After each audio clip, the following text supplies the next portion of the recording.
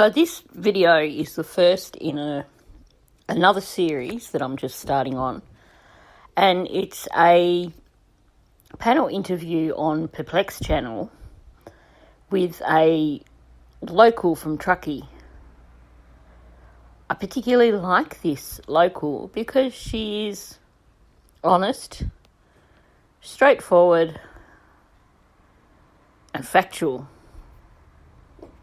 So discovering this for me was a major win. I find that a lot of what she says in this confirms a lot of things which we've either speculated on or have found other things which point in this direction. So having done my research behind the scenes, I will just first confirm that this individual is not anyone that we know in connection with Kylie's case. They are an unnamed Truckee local, not someone who has been mentioned publicly, and for that reason I have slightly altered the pitch of their voice and also removed any details that they've given which could possibly identify who they are. To most of us, we wouldn't know who they were anyway, but as a Truckee local, I figured it was worthwhile at least trying to offer some amount of protection for this individual, given that they have a lot of valuable information to share with us. My co-hosts for this video, having just settled themselves down for a nap, will almost certainly be my two dogs, but you may also be joined by my cat, who is in a almost obnoxious mood, wanting to have attention and purring like crazy. Okay, so let's get into it. Hey, Truckee gal. So Hi. how are you? I'm good. Fantastic. Welcome. Thank you. Thank you very much. I'm very new. And I was like, Elvis, thank you. Thank you very much. I'm very new to this YouTube world, but I think like through this case, I've definitely been diving in a lot more. And if you don't mind, I'd love to kind of clarify a few things about Truckee. Absolutely. Please do. Awesome. So I was born and raised here. I think one thing I'd like to say is there's so many locals who have no idea what's going on. And I think that is partially why so many YouTube channels have been blowing up, because there's no word from law enforcement. And I think there's this big idea out there that like so many Truckee locals know what's going on. There's this big secret that people are withholding. But I mean, in all honesty, like I am on YouTube to search for information and for clues, just like everyone else here. Okay. And I know many people in the community are very frustrated with the lack of communication and just information that's being provided. Okay. So straight up, this is something quite important for us to make note of, because early on in the piece, there was this notion put out there that the entirety of Truckee were in on covering up whatever happened to Kylie, and that the whole community knew what happened and was covering it up. So her coming out and saying that much of the community don't know what happened and are frustrated with law enforcement because of the lack of transparency is important for us to remember. And we've heard this countless times over the last 18 months or so. We know that those people who were not directly involved in the case were left feeling that they were being kept in the dark over this case, and that law enforcement weren't being transparent and weren't sharing important information. It's a really important reminder for us not to lump the entirety of Truckee into one single group. So I'm all ears for factual information. So I would just like to say, like, regarding the actual case, I don't really have any. Fair enough. But I work, both of the jobs that I have are pretty centralized in the Truckee community. And it's just, if like people are painting this picture of everyone in Truckee knows something, and to be honest, like many people don't know much. And then I did watch Megan's interview last night. Okay. I don't want to say speechless from it, but I just think that there were a lot of ideas encapsulated in her interview that aren't completely accurate with this entire town. Okay. Yeah. This is not the first time I've heard comments where locals are somewhat unhappy with Megan running her mouth and putting out information about the town as a community that isn't entirely correct. And I must say, I'm glad to have found an account by a local which does help to clarify some of the things that have been said by Megan. Like, I mean, I agree with you, but like what? I just think, like the idea that like parents here don't care what their kids do. Like, like I said, I was born and raised here. I went to high school parties, right out where this party took place, and then all the areas surrounding it. But it isn't this carefree town where kids can just like run free, drink and drive, like do drugs, do whatever you want. Like it isn't that. And it has changed a little bit from when I graduated. Okay. So I'm not entirely sure of what the high school culture is now. But I will say, when I was in high school, we did have these parties. We went and partied out in the woods. They did not grow to the size that it sounds like this party did. Occasionally we would have people come in from Incline or North Tahoe. So from my understanding, it sounds like this particular party was not something common. And like I said, having these people from Sacramento, from Roseville, from Reno, from all these surrounding areas isn't something common that would happen. So I found it kind of revealing when she said that the town isn't like Megan described in the kids basically running wild, that there was some control there happening. So it made me question if, on one hand, Megan was over-exaggerating the freedoms that the children have, or if Megan's understanding is based on the experiences of her own children with their own friends. In other words, is Megan telling us that the kind of kids that her kids hang out with are the slightly more wealthy children who do what they like? There was an account that I read quite some time back, which was written by someone who had grown up in Truckee and had been one of the wealthy elite kids, and they were talking about how their parents used to rent them a cabin in the Tahoe area during the ski season, and that was a bit of a party zone. So I think that what we're seeing here is people from slightly different backgrounds, and it sounds to me like Megan's understanding of Truckee kids comes from Sammy and also from the kids that her own kids hung out with, which of course brings back into question, were her kids at the party? There certainly is an implication in Megan's words where, if she's saying that this is what the party scene looks like, there is that implication that that is the party scene that her children have experienced, which of course would lead you to believe that they were part of that whole party on the night that Kylie went missing. One thing I will say is I have had multiple friends leave tips for law enforcement. Okay. And no one has ever followed up for any of them. And we've left multiple calls, multiple messages. And I think that is the most frustrating part, because I don't know if like our information isn't viable or if it's just, they're just dropping the ball.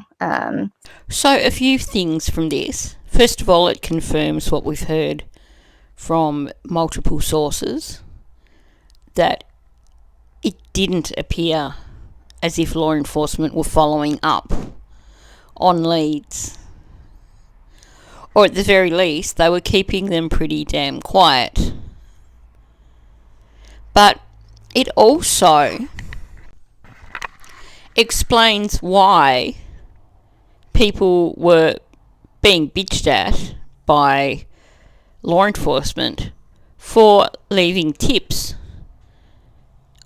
in multiple ways. I always thought it was odd that Angela Muslim got up there and said, look, we want people to stop making tips on multiple platforms. It's impeding the investigation. But then we're hearing from this Truckee local that people who did put in tips never had follow-up from law enforcement. So it makes sense to think that your tip has been ignored and that perhaps you need to put it in via a different method so that it will get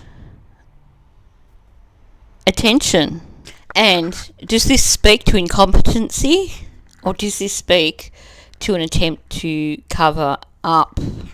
See, here's my question about that. And I know a lot of people have this question, and we've never really gotten an answer. Now, in all of the stuff that we have, when I say we, I mean YouTube community as a whole, has looked into, and we uncovered that that Truckee has had some really shady stuff going on, and the police, and Woo and Wayne Woo and all this crazy stuff.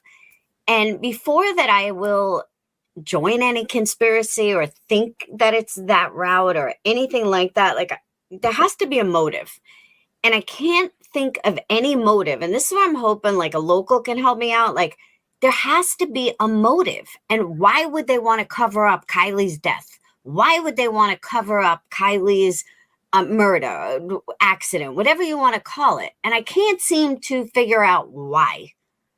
And that's where I can't jump on this conspiracy that it's a cover up and it's corruption. And I was really hoping that someone local would know how to answer that and possibly be able to help with that. So let's talk about children with particularly wealthy, influential families. Children whose families have connections right through to the White House. Children whose families have connections with law enforcement. Children who have family in law enforcement. There's plenty of reasons for this case to be covered up. Consider the key players that we've discussed in this case and their backgrounds, the influence and money and power that their families have. I will agree with you to a sense. And like, I actually had this conversation with my father about 3 hours ago, as I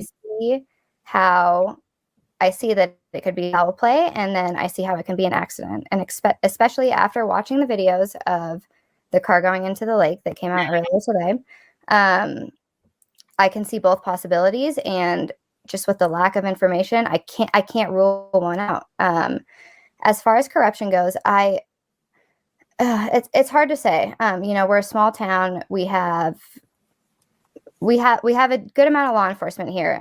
But it's like we're nowhere near like Sacramento or LA. Like, we do not have those resources. Okay. And I don't know if the lack of information is because we haven't had the correct resources to investigate this case. But I mean, like I said, born and raised here, I have the same question as you, and I really wish I could provide a better answer for that.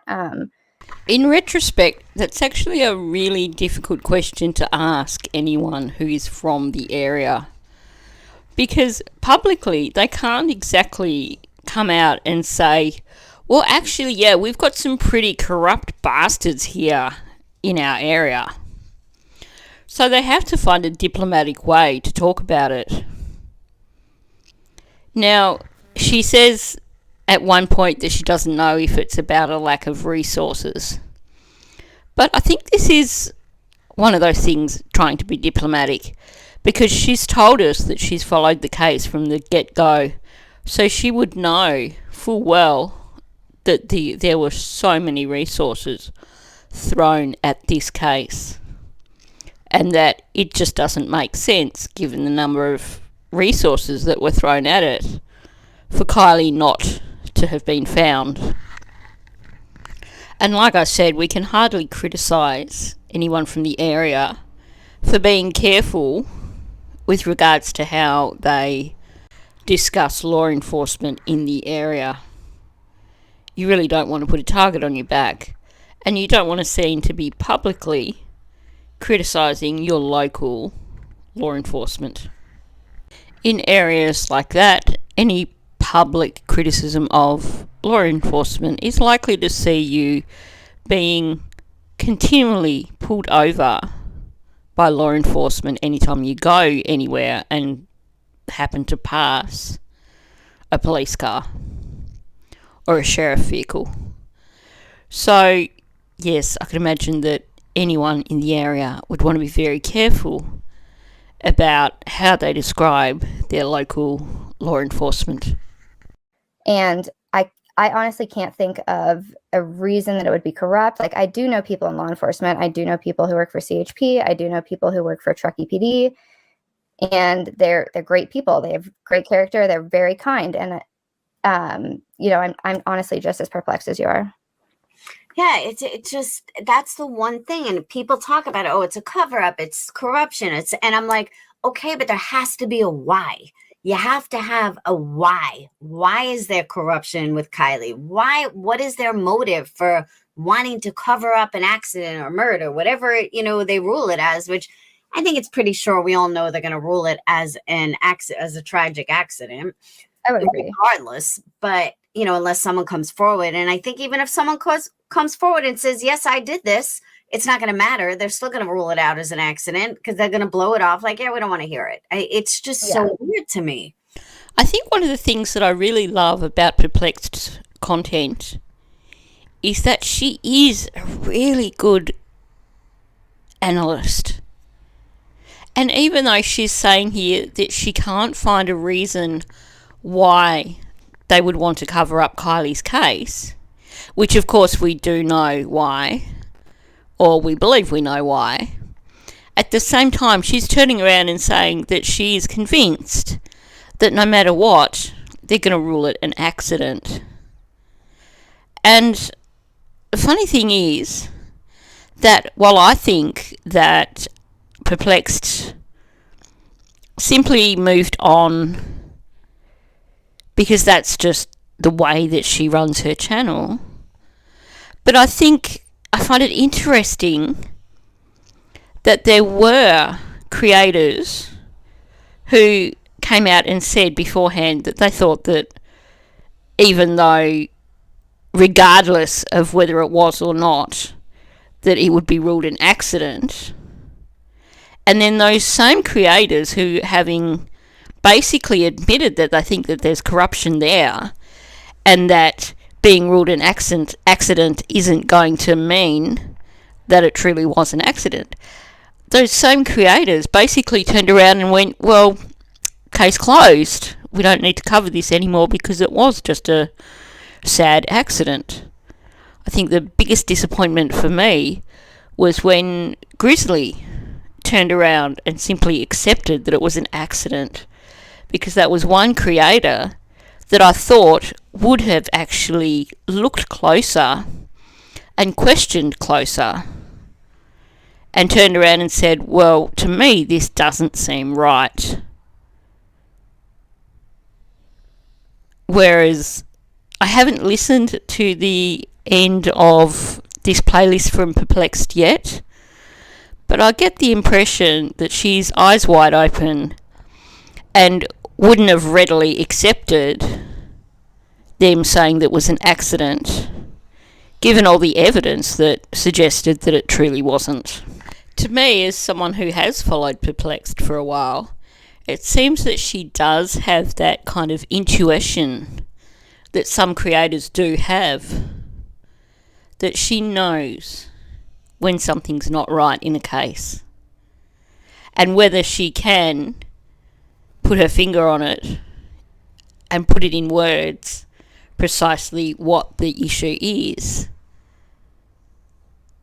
she still seems to recognise when things don't quite fit together. And it's for me too. And I will say, growing up in Truckee and being in high school, the Truckee high school kids were the focus of Truckee PD. You know, it's like anytime we had a party, we had cops out there busting it very quickly. Like, to see, when I was in high school, we would not get away with much, is basically what I'm saying. You know, the local law enforcement, local police were very aware of everything that high school kids were doing. They were very informed of parties. They did not hold back in breaking it up. And so that is what is also very confusing to me, because seeing that there's this party of supposedly 300 people, if that would have went on 11 years ago when I was in high school, it would have been broken up within 20 minutes. So that is also something else that I've been thinking about. And I don't know, it's not what I would have experienced in high school living here. So, not only have we heard this said from multiple sources, but if you go through and you look at newspaper articles from previous years, you will see that there is even articles talking about how law enforcement go in and break up these parties, and how law enforcement are being super vigilant about these parties. So what made this party different?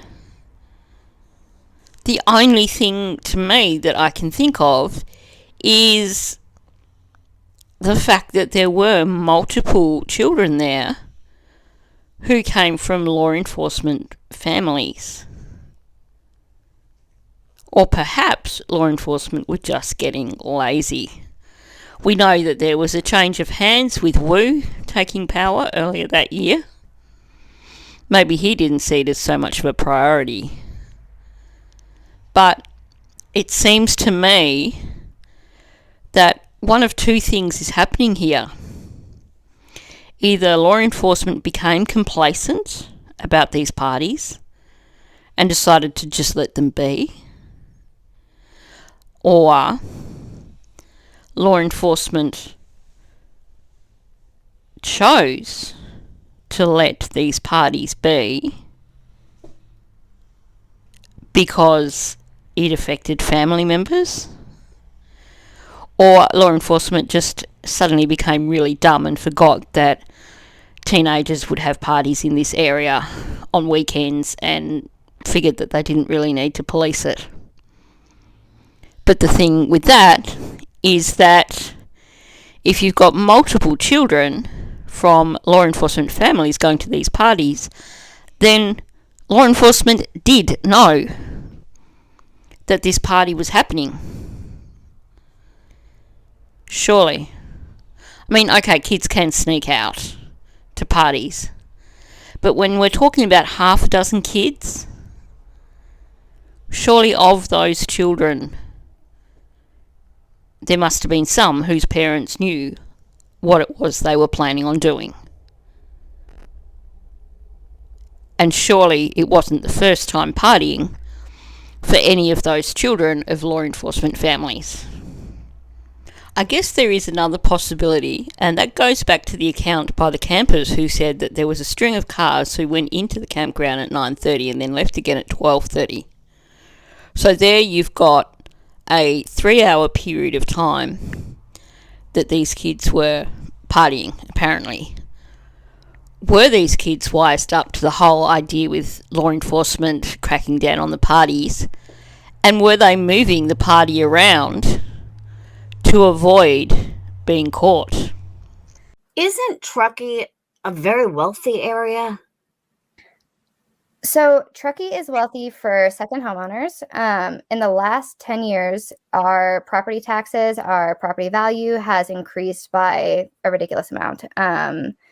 Personally, my parents are extremely hardworking people. The majority of the local people that I know here work their ass off for everything that they have. Okay. It's the second homeowners. We have a lot of people who buy second homes from the Bay Area. There's a little bit from, just other ski towns, but for the most part, all the locals who live here and were born and raised here are pretty average middle class people. Oh, for some reason, I thought it was a very wealthy area, and I was like, it surprises me that they would allow,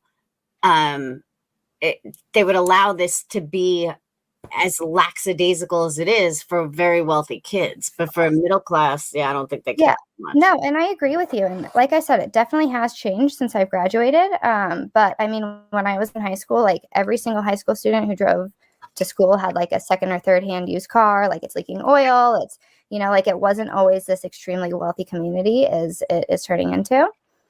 And I mean, even in high school, it's like we had probably 5 people who had drove a Mercedes, drove an Audi, like drove a nice car. But for the majority, it's like old trucks and Subarus. It wasn't always this, like I said, very wealthy community. That is something very new that is coming into this area. And with that change, me being the age that I am, I don't know how that has affected like the local high school community and what they do. But it wasn't always like that. And like I said, the majority of the locals here work very hard for what they have because it's not cheap to live here. Many of the people that I know are working 3 jobs just to be able to rent a room. Now, without giving an exact time frame, I am going to say that this lady did say that it had been a period that was between 10 and 15 years since she finished high school. So she's acknowledging that things have changed a little since she finished high school and that there are perhaps more privileged children out there. So I think it's important for us to be aware of this because we know that there were some especially privileged children at that party, children whose families have quite a lot of money. And certainly she's not being inaccurate in her description here. She's talking about different ages here, and certainly it would come down to also which area you live in, because we've heard from Megan Cole how very much differentiated the classes are. If you're one of the wealthy kids, you spend less time hanging around with the middle class kids like she would have been. Megan pretty much told us that Kylie was a bit of an outcast because she wasn't one of the rich elite kids. Do you know Megan? Definitely. I don't actually. And does your dad? No, my family does not. Okay. And I'm not speculating anything. I will say, when she said, like, you walk into 7-Eleven, you walk past someone, that's how you catch up with people. Like, that is very true here. And I guess it is, it's like we're a small town. I probably had under 400 people in my graduating class. Everybody does know everyone. And like the joke is, it's like, don't go to Safeway if you don't want to see anyone or you don't want to talk to anyone because you will see someone. I got you. But it was, and like I said, the age difference between me and her kids, I could see why I would not know her. But my parents don't know her. I have family who has been here for 3 generations, and they don't recognize her. They don't really have mutual friends. But like I said, I can't really speak out for her occupation or title in Truckee. Okay. But I do not personally know her, and I haven't heard that name before. I know she said she lives in Sierra Meadows. It's a local neighborhood, and like she said, we have Tawadonner, we have Sierra Meadows, we have Prosser, and we have Glenshire, and those are the core communities in Truckee. But yeah, I wish I knew more about her, but I don't. So I think there's a few takeaways from this. First of all, that we've just had confirmation that Meghan's family is not nearly as important as Meghan believes her family to be, and that we're talking about another family here that is like a third generation family, and they've never heard of Meghan Cole. They didn't even know the name. But I think what is important here is that she talks about the separate communities within Truckee, and I think that's really significant. And I think what we're hearing here is her speaking of a separate community from the area where Meghan lives, and this is perhaps a less privileged community that she lives in. So it's giving us a more balanced look at Truckee. It's not all super wealthy kids who are spoiled and do what they like. There are different areas within the community. Families who do take responsibility for their children. Children who aren't quite as privileged. Now, given the amount of time that this has already run into, I'm going to stop this here, and I will continue it in a new video. Leave your comments below. I've found this so far to be quite interesting. I'd love to know what other people think. So thanks for watching and listening. If you're not subscribed, please do subscribe. I would appreciate that greatly. Also, please hit the like button and leave a comment.